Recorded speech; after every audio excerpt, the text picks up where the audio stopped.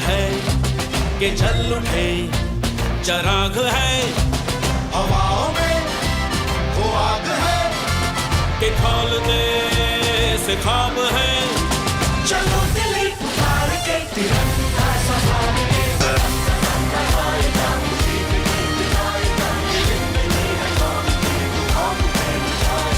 सुभाष चंद्र बोस अंग्रेजी हुकूमत के खिलाफ वो आवाज थे जिसने राष्ट्रीय आंदोलन को एक नई धार दी। आईसीएस की नौकरी छोड़कर लंदन से भारत लौटने के बाद नेताजी की मुलाकात देशबंधु चित्तरंजन दास से हुई। उन दिनों चित्तरंजन दास ने फॉरवर्ड नाम से एक अंग्रेजी अखबार शुरू किया था और अंग्रेजों के जुल्म सितम के खिलाफ मुहिम छेड़ रखी थी। सुभाष चंद्र बोस से मिलने के बाद चित्तरंजन दास ने उन्हें फॉरवर्ड अखबार का संपादक बना दिया। नेताजी उस अखबार में ब्रिटिश साम्राज्य के खिलाफ जोर शोर से लिखकर अंग्रेजी हुकूमत के खिलाफ माहौल तैयार कर रहे थे। कलम से शुरू की गई इस मुहिम की वजह से नेताजी को साल 1921 में 6 महीने की जेल भी हुई। कि कैसे सुभाष बाबू देशबंधु चित्तरंजन दास को अपना आदर्श मानते थे और उनके कहे अनुसार राष्ट्रीय सेवा में रत थे। चित्तरंजन दास के साथ स्वराज्य पार्टी के लिए काम करते हुए और उसके बाद भी नेताजी सुभाष चंद्र बोस का जेल आने जाने का सिलसिला जारी रहा। नेताजी ने साल 1928 में कलकत्ता की सड़कों पर सेना की वर्दी में 2000 भारतीय युवकों के साथ परेड कर ब्रिटिश खेमे को हिलाकर रख दिया था। सन 1928 के कांग्रेस के कलकत्ता अधिवेशन में नेताजी ने कांग्रेस वॉलेंटियर कोर बनाया था। इस कोर में अधिवेशन में युवाओं ने सैनिक वर्दी पहनकर हिस्सा लिया था। आपको बता दें कि इसी अधिवेशन में सुभाष बाबू ने पूर्ण स्वतंत्रता या कंप्लीट फ्रीडम का नारा गुंजायमान किया था। नेताजी सुभाष चंद्र बोस कांग्रेस के पहले अध्यक्ष थे जिनका चित्र अमेरिका के टाइम्स मैगजीन के पहले पेज पर छपा था। क्रांतिकारी रासबिहारी बोस से प्रभावित होकर नेताजी सुभाष चंद्र बोस ने आजादी की लड़ाई के लिए विदेशी मदद जुटाने की ठान ली थी। कलकत्ता में पुलिस की नजरबंदी को चकमा देकर सुभाष बाबू काबुल के रास्ते जर्मनी पहुंचे। जर्मनी में उनकी मुलाकात हिटलर से हुई, जिसने ब्रिटिश हुकूमत को कमजोर करने के लिए नेताजी को हर संभव मदद मुहैया कराने का वादा किया। नेताजी का ये विश्वास था कि भारत की आजादी तभी संभव है जब ब्रिटेन पर विश्व युद्ध के वक्त ही निशाना साधा जाए। उनको जो जर्मनी और जापान की जो फैशिस्ट ताकतें उनका साथ नहीं लेना चाहिए था और ये एक कारण था कि उनकी बहुत आलोचना भी हुई। वैचारिक रूप से आत्मसमर्पण कभी नहीं करते थे। दुनिया में अकेले आदमी थे जिन्होंने हिटलर के सामने खड़े होकर के उनसे कहा कि आपकी जो नीतियां मैं उनसे बिल्कुल सहमत नहीं हूं और ये नीतियां आपको डुबोएंगी। और उन्होंने ये भी उनसे कहा कि आप रूस में हमला मत करिए क्योंकि आप वहां से वापस नहीं लौटेंगे। मतलब इतनी उनके अंदर हिम्मत थी। तो एक तो ये कि वो उनकी कभी भी विचारधारा से सहमत नहीं थे। वो एक उस वक्त का एक वक्त था जब दुश्मन के दुश्मन से बात करने की उन्होंने जरूरत समझी। हेल्प सिर्फ ये लेना चाहते थे कि उनके देश में जो भारतीय मूल के सैनिक युद्ध के वो हैं बंदी, वो चाहते थे कि वो आप हमें दे दीजिए अपनी सेना बनाने के लिए, क्योंकि बहुत सारे जो वेस्टर्न फ्रंट के इंडियन आर्मी के सोल्जर्स थे वो जर्मनी में बंदी थे। ये बोस का ही असर था जिसने अंग्रेजी फौज में मौजूद भारतीय सैनिकों को आजादी के लिए विद्रोह करने पर मजबूर कर दिया था। अंग्रेज भी जानते थे कि उनका साम्राज्य इस Indian army, British Indian army के ऊपर टिका हुआ है और इसलिए बहुत सारे अंग्रेज हिस्टोरियंस ने भी ये बात मानी है कि जब उनको ये समझ में आया कि अब इस फौज की वफादारी पर अब प्रश्न चिन्ह लग गया है, अब इस पर हम एतबार नहीं कर सकते, तो उन्होंने समझ लिया कि अब हमको यहाँ से।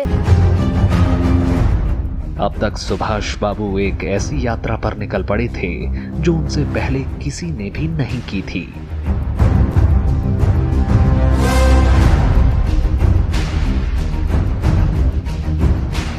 ये यात्रा उन्होंने पनडुब्बी में की थी जो 3 महीने तक चली।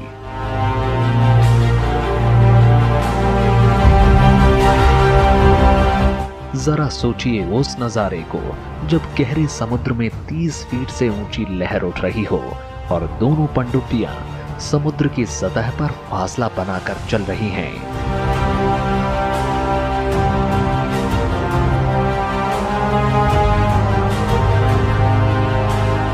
और जर्मनी पनडुब्बी के कमांडर नेताजी को सलाह देते हैं कि दूसरी पनडुब्बी में जाना असंभव है, उन्हें वापस चलना चाहिए।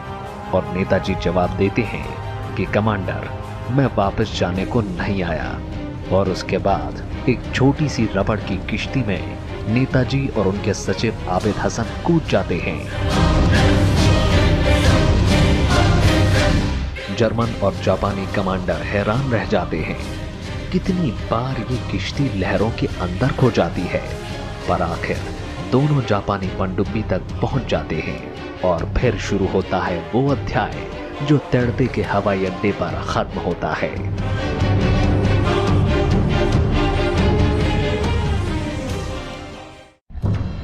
सिंगापुर में कैप्टन मोहन सिंह, प्रीतम सिंह और रास बिहारी बोस ने गदर पार्टी के कई कार्यकर्ताओं के साथ मिलकर आजाद हिंद फौज की स्थापना की थी और उन्हें अब नेताजी का इंतजार था।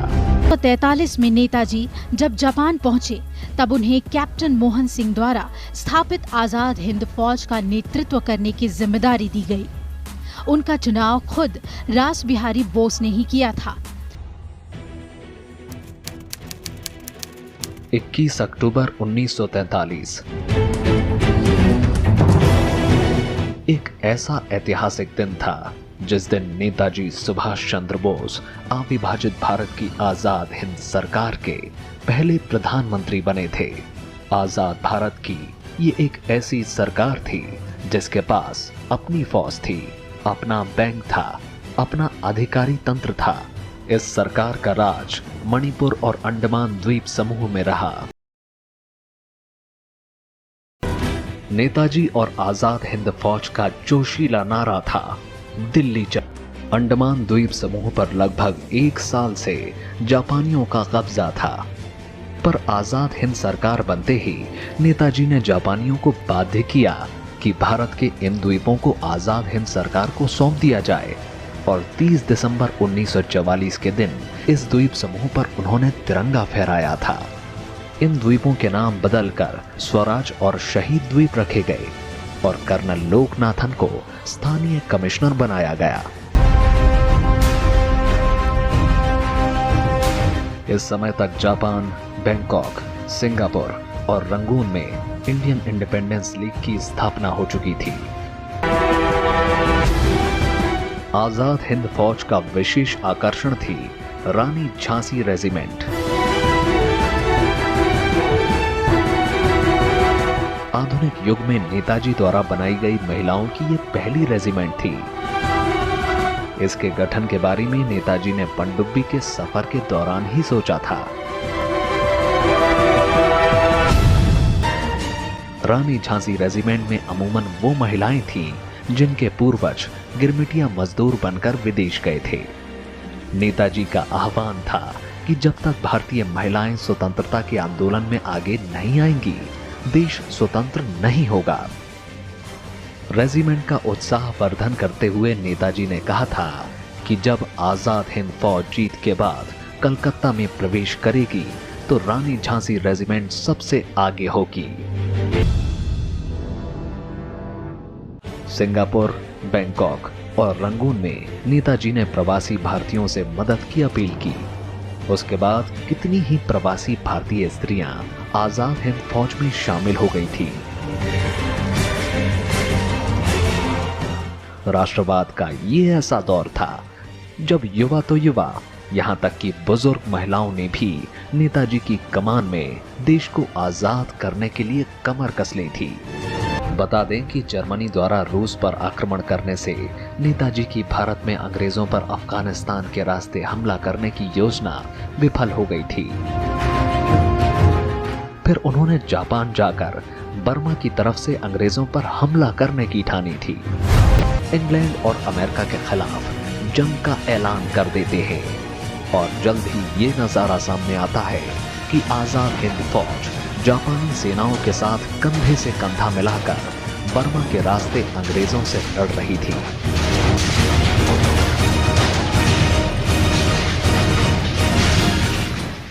पलेल और तिहिम समेत कई भारतीय प्रदेशों को अंग्रेजों से मुक्त करा दिया था। कोई बड़ी बात नहीं कि अंग्रेजी हुकूमत इस नवयुवक के प्रखर मेधा से घबरा उठी थी। आजाद हिंद फौज की इस लड़ाई में प्रवासी भारतीयों का बड़ा योगदान रहा। ऐसे युवा प्रवासी भारतीय जिन्होंने कभी भारत को देखा भी नहीं था, पर फिर भी वे अपना बलिदान देने से नहीं चूके। उन्होंने भारत के बारे में अपने दादा दादियों से कहानियां ही सुनी थी, लेकिन वक्त आने पर परिवार आजाद हिंद फौज और आजाद हिंद सरकार के साथ उठ खड़े हुए थे। कि दो गडरिये हैं और वो नेताजी के पास अपनी गाय लेकर के चले आते हैं वहाँ पे, और कहते हैं कि हम पे और कुछ नहीं है, लेकिन हम ये गाय सेना को दे रहे हैं और हम भी सेना के साथ चलेंगे और इन गाय का दूध निकाल के आज़ाद हिंद सैनिकों को पिलाएंगे। एक पैनल हमें लगाया है हमने इसके अंदर कि जहाँ नेताजी को सोने में तोला जा रहा है और वो तोल में कुछ कमी रह गई है, तो एक बूढ़ी वहाँ आती है और उसका बच्चा जिसकी मृत्यु हो चुकी है उसकी फ़ोटो एक सोने के फ्रेम में जड़ी हुई है और वो उस फ्रेम का सोना निकाल करके उसमें डाल देती है। दुर्भाग्यवश हमें उस बूढ़ी माँ का नाम तक नहीं मालूम।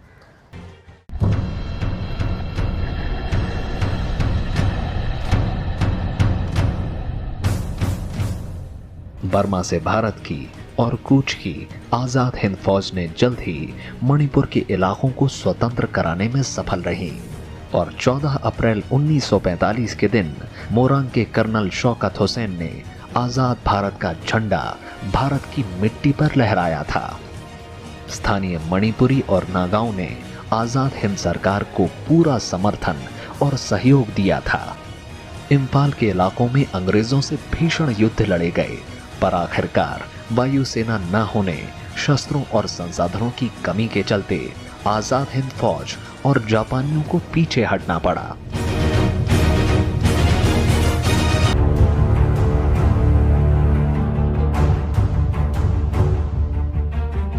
इम्फाल की युद्ध के बाद दूसरा बड़ा युद्ध बर्मा के माउंट पोको के इलाकों में हुआ। नेताजी खुद युद्ध क्षेत्र में मौजूद थे, लेकिन आजाद हिंद फौज के वीरों को पीछे हटना पड़ा।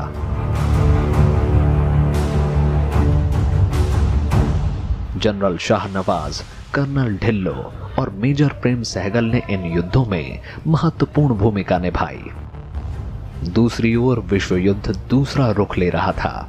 जापानी सेना शिकस्त खाकर पीछे हट रही थी और आजाद हिंद फौज भी धीरे धीरे रंगून से हटकर बैंकॉक और फिर भी सिंगापुर तक सिमट गई थी।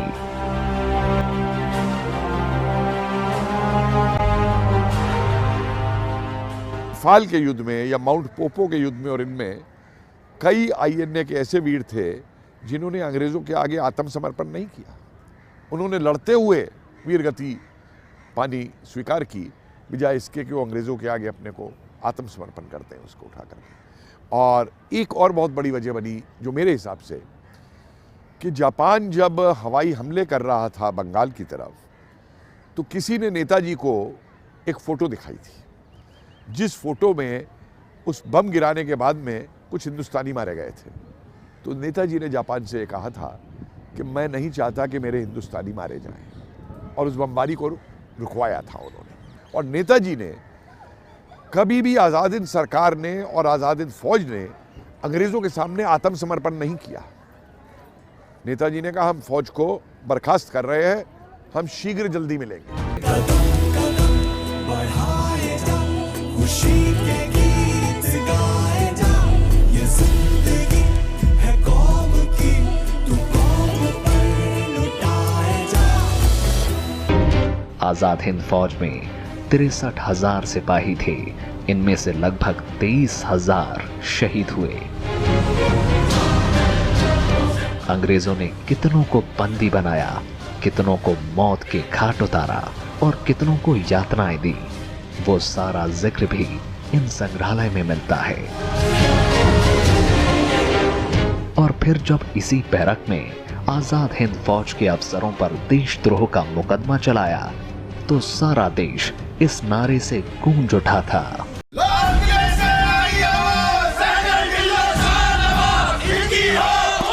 आजाद हिंद फौज के 10 मुकदमों में रेड फोर्ट ट्रायल पहला मुकदमा था जिसमें आजाद हिंद फौज के सैन्य अधिकारियों के खिलाफ अंग्रेजी हुकूमत ने बगावत करने और हत्या करने का मुकदमा चलाया था। लाल किले से आई आवाज, सहगल, ढिल्लन, शहनवाज, ये वही नारा था जिसने 1945 में देश की आजादी के लिए लड़ रहे क्रांतिकारियों को एक सूत्र में बांधा। ये नारा उठा था रेड फोर्ट ट्रायल के दौरान। दरअसल red fort trial Azad Hind फौज के 3 सैन्य अधिकारियों के खिलाफ चलाए गए मुकदमे से जुड़ा है, जिसकी सुनवाई नवंबर 1945 से जनवरी 1946 तक दिल्ली के लाल किले में हुई और जिस वक्त इंडियन नेशनल आर्मी के कर्नल प्रेम सहगल, कर्नल गुरुबख्श सिंह ढिल्लन और मेजर जनरल शहनवाज खान पर एक साथ मुकदमा चल रहा होता था, तब बाहर सड़कों पर मौजूद देश के नौजवान यही नारा लगाते थे। ये मुकदमा कई मोर्चों पर देशवासियों की एकता को मजबूत करने वाला साबित हुआ। इस दौरान हर तरफ देशभक्ति का माहौल पैदा हो गया था। लोग देश की आजादी की खातिर मर मिटने को तैयार थे। अंग्रेज हुकूमत के खिलाफ धरने प्रदर्शन भी हुए। अलग अलग जगहों पर हुई एकता सभाओं में colonel Prem Kumar Sahgal, colonel Gurbaksh Singh Dhillon, major general Shahnawaz की लंबी उम्र की दुआएं की गई। लोगों की दुआएं काम कर गई और मुकदमे का फैसला आजाद हिंद फौज के सिपाहियों के हक में आया। ब्रिटिश साम्राज्य के अधिकारी हवा का रुख भांप गए और उन्हें समझ आ गया कि अगर अधिकारियों को सजा दी गई तो हिंदुस्तानी फौज में बगावत हो जाएगी। आजाद हिंद फौज के अनेक सिपाही जो अलग अलग जगहों पर गिरफ्तार हुए थे और जिन पर सैकड़ों मुकदमे चल रहे थे, उन सभी को रिहा किया गया। आजाद हिंद फौज के सिपाहियों पर इन मुकदमों के दौरान तमाम जुल्म ढाए गए थे। न जाने कितने बेमौत मार दिए गए।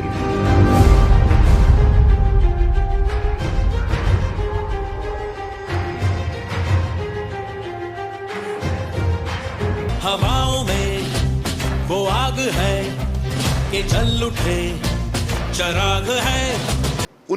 ऐसे दस्तावेज सामने आए हैं कि उन मुकदमों से पहले ही कितनों को जो है अंग्रेज फांसी दे चुके हैं, कितनों को अंग्रेज गोली मार चुके हैं।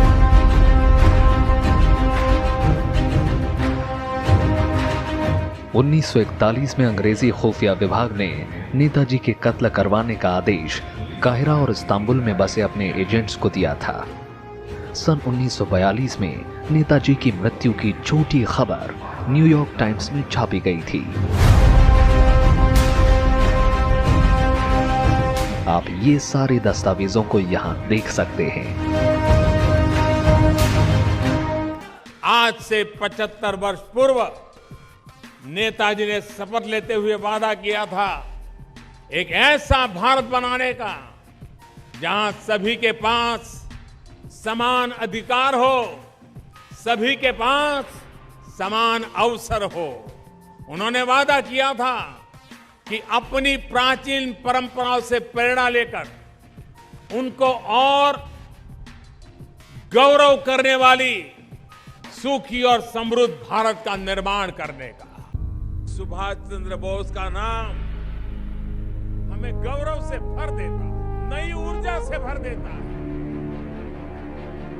नेताजी ने एक ऐसी सरकार के विरुद्ध लोगों को एकजुट किया जिसका सूरज कभी अस्त नहीं होता।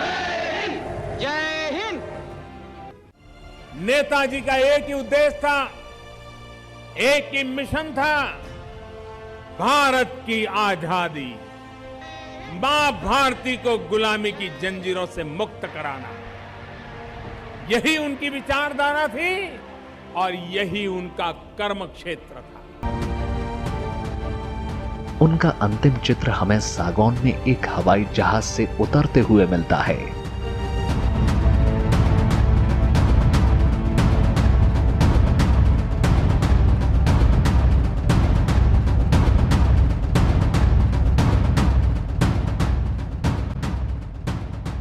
नस्लें आएंगी और जाएंगी, पर देश हमेशा इन वीर प्रवासी भारतीयों का ऋणी रहेगा और नेताजी सुभाष चंद्र बोस का भी, जो हर भारतीयों के दिल में एक अनूठी मिसाल बनकर हरदम सदैव जिंदा रहेंगे।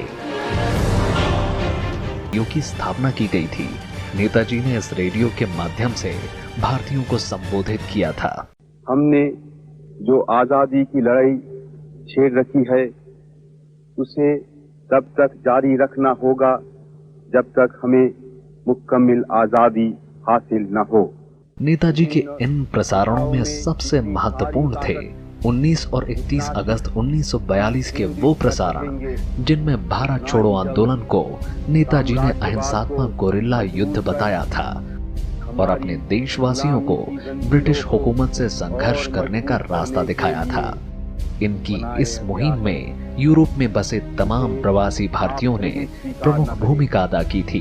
आप संगठित शक्ति से शांति और अहिंसा पूर्वक आत्म बलिदान करने के लिए जल्द से जल्द तैयार हो जाइए। न मालूम कब बिगुल बज उठे।